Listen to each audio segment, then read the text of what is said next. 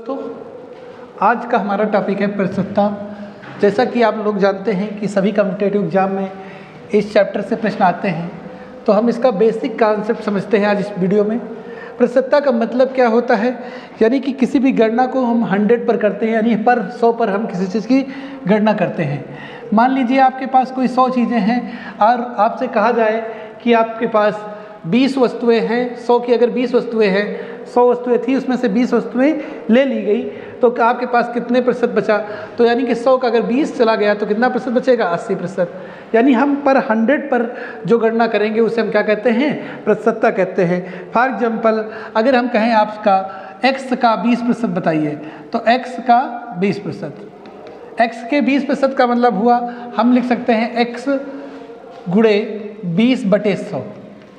इसे सॉल्व कर सकते हैं। परसेंटेज का जब भी साइन हटेगा तो बटे में क्या आएगा? 100 आएगा, और का साइन जब हटता है तो मल्टीपल आता है।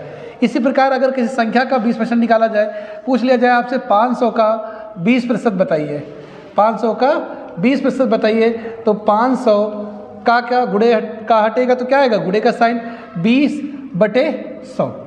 अब 2 जीरो से 0 उड़ा दीजिए, 1 जीरो से 1 जीरो कट गया, दोनों जीरो खत्म, तो 50 दूनी 100। तो अगर कोई पूछे 500 का 20% कितना होगा? 100 होगा। इसी प्रकार आपसे अगर पूछा जाए 1000 का 80% पूछ लिया जाए, 1000 का 80%, तो 1000 गुणे 80/100 कर देंगे हम। 1 जीरो से 0 उठे, कितना आ जाएगा? 800। कहने का तात्पर्य यह है हमारा कि पर 100 पर हम गणना करके बताते हैं कि किसी परसेंटेज को ज्ञात करने के लिए हम पर 100 पर बात करते हैं कि 100 पर इसकी वैल्यू कितनी होगी। जैसे फॉर एग्जाम्पल, अगर हम 1000 का 80% कर रहे हैं तो हम पहले देखते हैं 100 पर कितना होगा। 100 पर 80%, तो 100 का 80% कितना होता है? 80 रुपये होगा। इसी प्रकार 1000 कितना गुणा है? 100 से कितने गुना ज़्यादा है? 100 से 10 गुना ज़्यादा है। तो 100 का 80% 80 होता है, तो 1000 का कितना हो जाएगा? 80% 800 हो जाएगा हमारा प्रश्न। अब इस तरह के प्रश्नों को सॉल्व करने के लिए हम प्रतिशत को भिन्न में भी बदल सकते हैं, उसके माध्यम से भी सॉल्व कर सकते हैं। तो सबसे पहले आप देखते हैं प्रतिशत को भिन्न में बदल कर देखते हैं।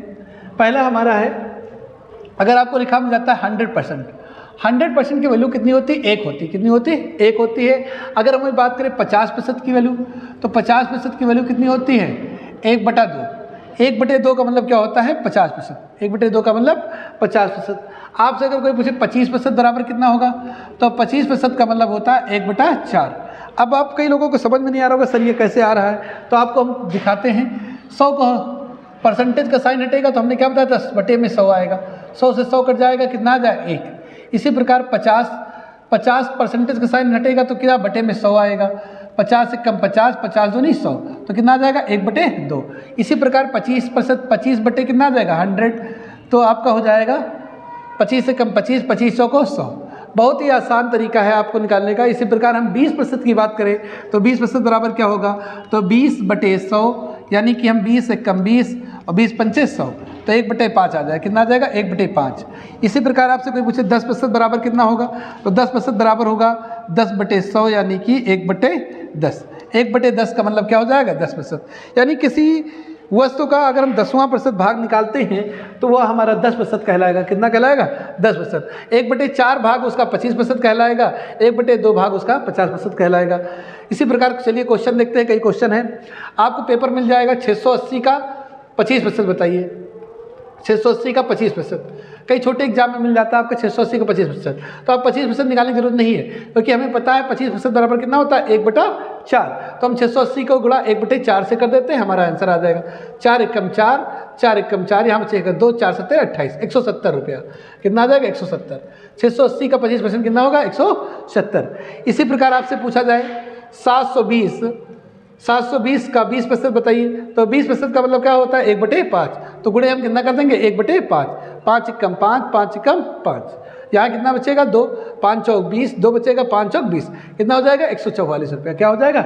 144।